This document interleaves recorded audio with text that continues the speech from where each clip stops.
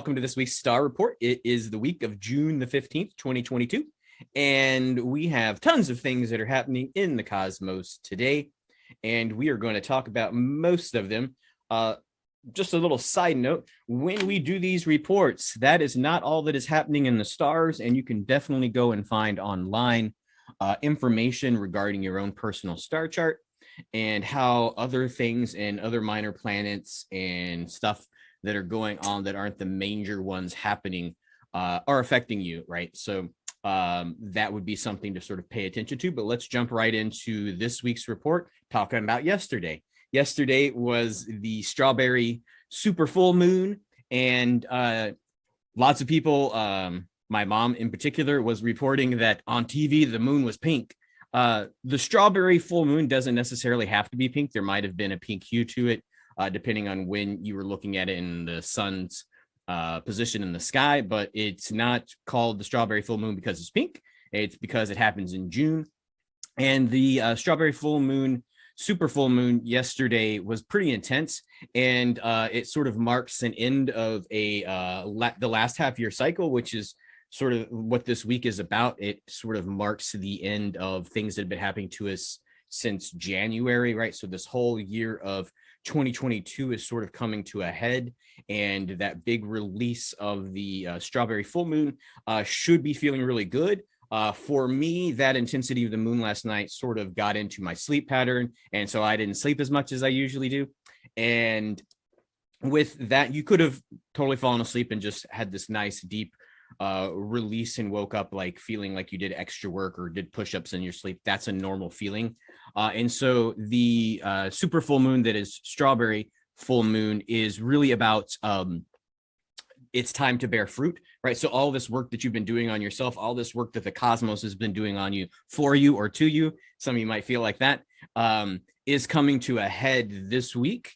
And this super full moon was this nice big release and the opportunity for you to go ahead and start to begin to bear fruit for all of your labors, right? So if you've been laboring in vain and feel like you've been stuck for these first 6 months and that you haven't made an effort or been able to make successful effort to move out of these last 2 years of cycles of what's happening on the surface of the planet with pandemics and social unrest and whatnot, this is the time where that's really starting to come to a head. Now, not everybody's been working on themselves, right? So you might see the intensity on the surface of the planet and in our culture start to even get worse or better or whatever you want to talk about. Definitely higher energy, which might cause even more triggers and things to release. You might think you're further down the path than you are, but this is the beginning of the end and the beginning of the move forward into this new consciousness that we've been working for probably all our lives, but definitely over the last 6 months is the cosmic cycle that's going on right now. And so also the energy of the super full moon had with it, there was a large CME coronal mass ejection from the sun, solar eruption.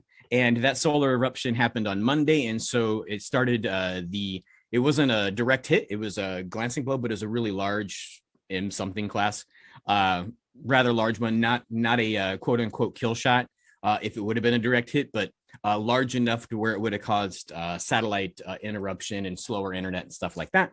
But it missed. And so we're going to get a glancing blow that started to happen this morning. So if the super full moon sort of was doing great for you and you feel this little shot of electricity this morning, that is the coronal mass ejection energy hitting the planet, heart palpitations, a little bit of pressure. Pay attention to things that will be going on the planet in regards to earthquakes and stuff like that, as the coronal hole also will hit this evening, right? So it'll be a 1-2 punch going on or after the super full moon. That energy is going to be intense. Also, the solar energy today and yesterday and tomorrow is increasing in the sense that the Earth, with all this energy directed at it, is spinning faster. You may have heard me mention that the Earth is spinning faster by several milliseconds And so those milliseconds might not feel like a big difference, but anytime there's an electrical change, right, you'll notice if you're downloading stuff off of the internet and there's just a couple megabytes of information that slow down, that your downloads don't happen as fast, right? Because everything is balanced off a certain download speed. So similar things when the Earth is spinning, just a little bit of a shift is going to mess with the download speeds from the cosmos, from the sun, from the moon, from the inner Earth, from your own connection to self, right? And so the Earth has been speeding up since about 2020. The fastest days on record, meaning we spun the fastest, so that would make them shorter days. Shortest days on record have happened in the last 2 years. And these next couple days are going to be even faster days. Not records in the last 2 years, but definitely records over the last 20 years, not counting the last couple, are going to be happening today, a little bit yesterday and tomorrow. And so you're going to feel a little bit like things are happening pretty quickly. And that's something to sort of pay attention to. Those kinds of things all in this conglomeration will also kick off things like the super floods that we have going on, like in Yellowstone, and just the extra rain, the droughts, all those kinds of things, right? So like if you're stirring a cup of tea and you just slightly mess the spoon up or get the spoon out of whack, and sometimes this tea will splash out, right? So similar things when the Earth is spinning at a normal rate and then just slightly ticks, any kind of intervention like that is going to cause a little bit of a shake. Now, it's not the end of the world, so don't worry about cataclysms or the flood event of Noah, but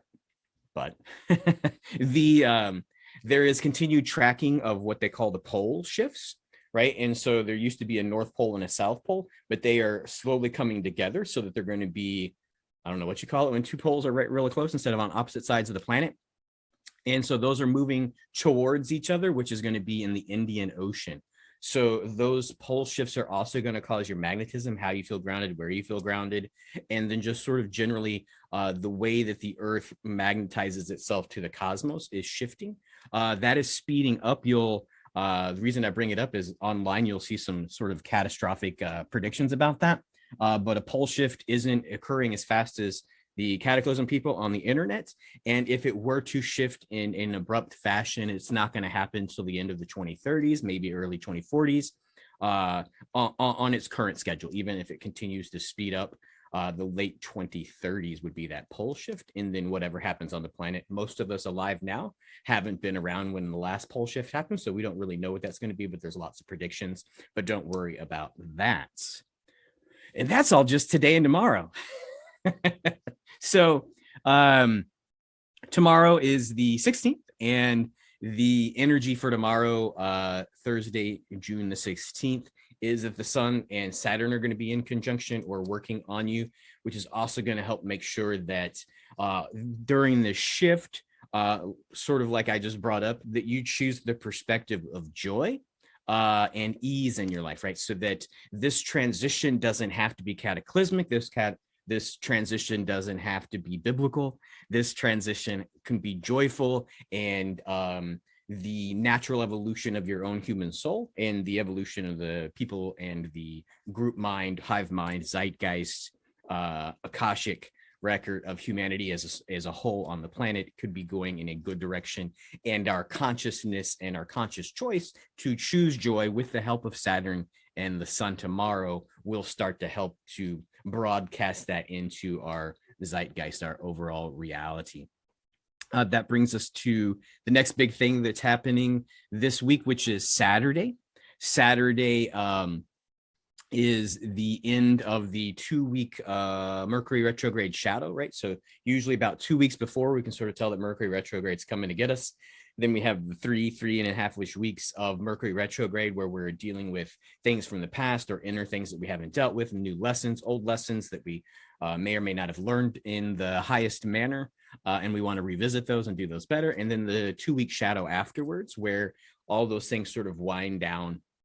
And so this Saturday, all of the tech, all of the past that you've been working on that is still sort of like lingering, like, but Mercury retrograde's over. Why is it still bothering me? Now it should sort of have its last little hurrah by Saturday. And these lessons, these sort of ends, Mercury retrograde is a good thing to sort of pay attention to Just like an energy session, when people come in here to have energy work on the body and do like a Reiki session, once they book the appointment, they'll start to have shifts in their lives. And sometimes those shifts in their lives, anticipating the energy healing that they're going to get, will make it difficult to make the appointment, or they'll have some aha moments before the appointment. And they'll start to feel the energy working on them before they actually have the session. And then, like this Mercury retrograde in its pre and post shadow, after the session, the energy will continue to release things in the body, and they will continue to ramp up their energy and have aha moments, 2 to 3 weeks after a session. And so that's the way the cosmos works. And so you're always kind of working through things, and you can work at your own pace, right? You don't have to be moving through things on a dime, because the universe is large and time is forever. So, or maybe there is no time. You're doing great, and just sort of pay attention that Saturday is going to be the last little bit of release if you haven't gotten out of the lessons, or you've over focused on that was a hard lesson and I didn't like it, or maybe the tech problem really jammed you up in this Mercury retrograde shadow, whether that be your own technology didn't work, or you were heavily invested in crypto and it crashed. Which leads us to this coming Sunday, which is the June the 19th.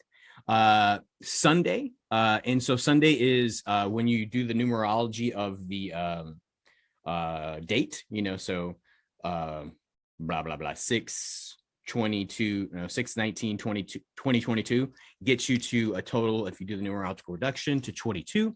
So that means it's a very powerful energy day, right? When you see like 11/11, 2/22, 4/4/4, right? So it's a 22 day. And so that 22 day really gives you sort of like that ascended master feel, right? Where you can sort of master what's going on in your own life.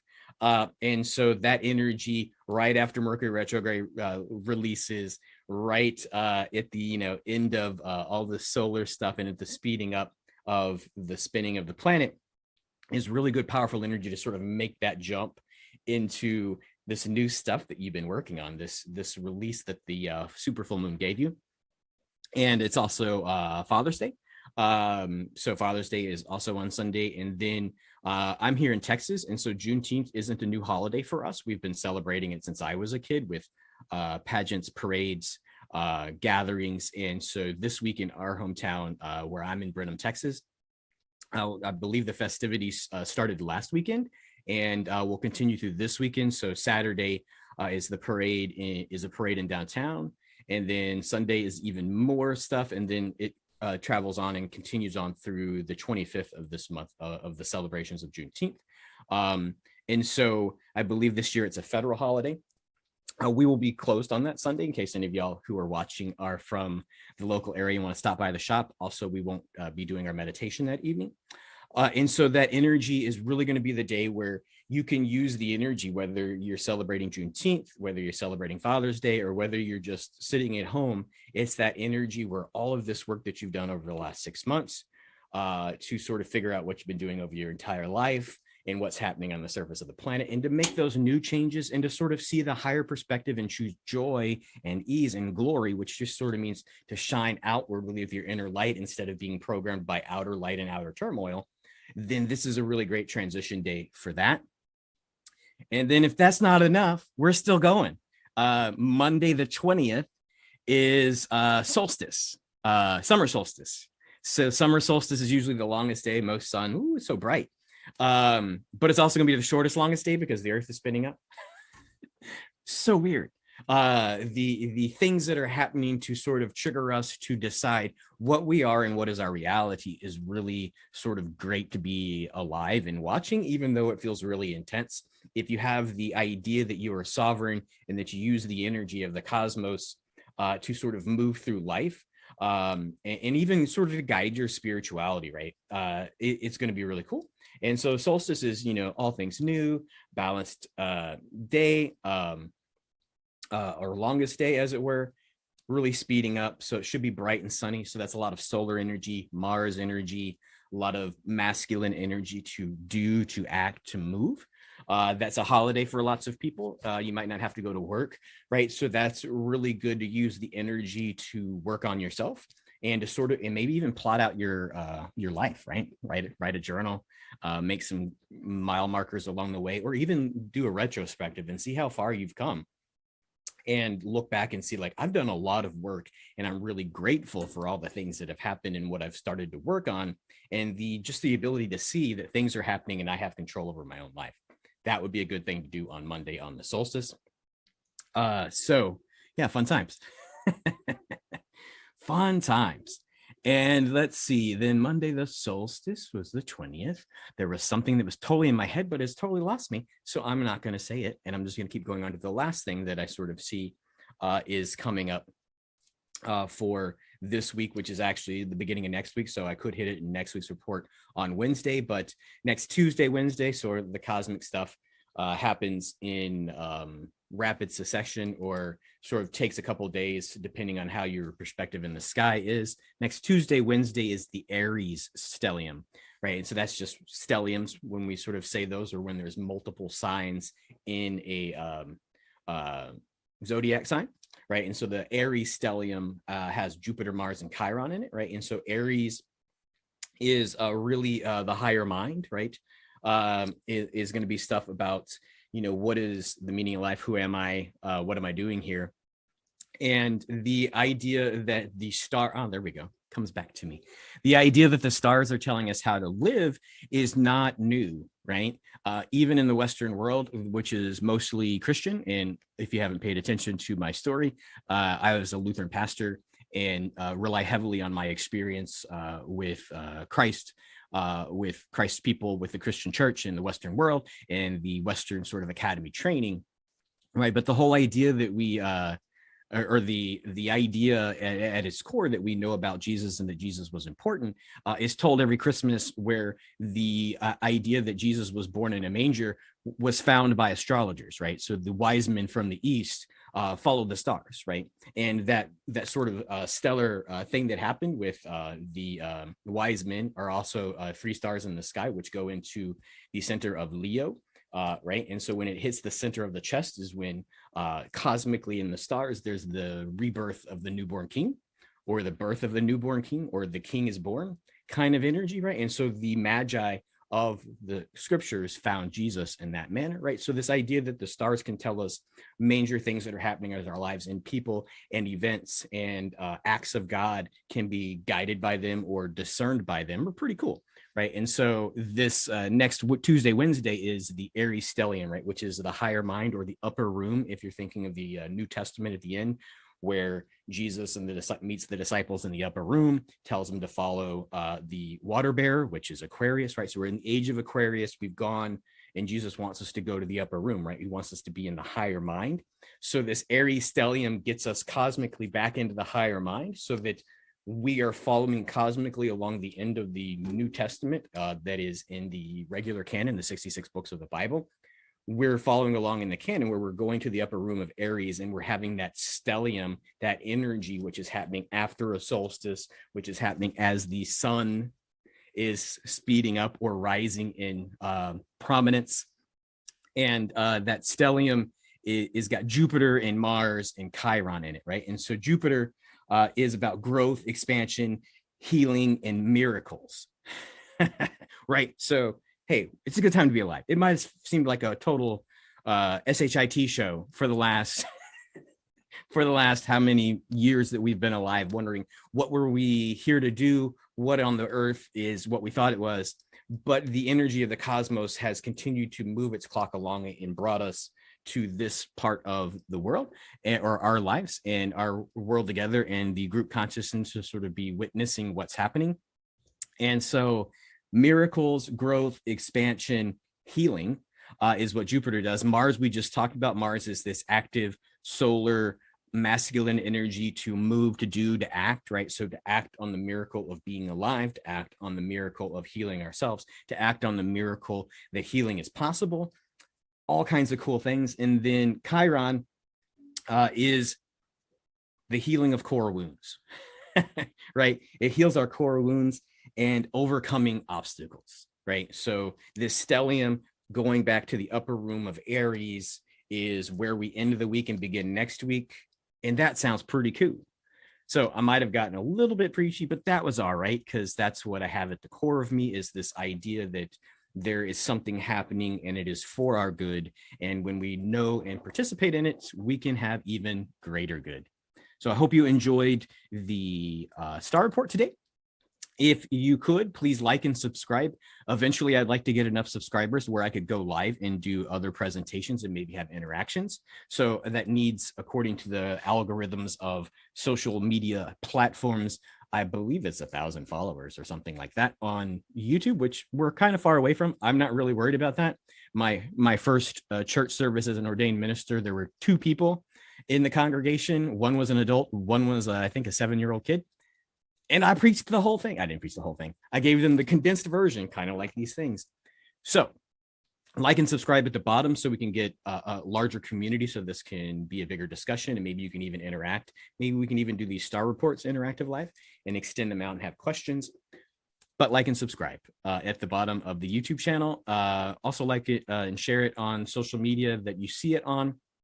And if you have any of these things that are going on in your life that are starting to be overwhelming and you need that adjustment, you want to come in the shop and get a session, go ahead and look at newdimensionscrystals.com and you can book online there. Or if you're in the area, come on in the store and we'll talk about maybe what session might work for you, or if a session works for you at all. Hope you're having a great week, and hope you have a great week. And until next time, many blessings. Bye-bye.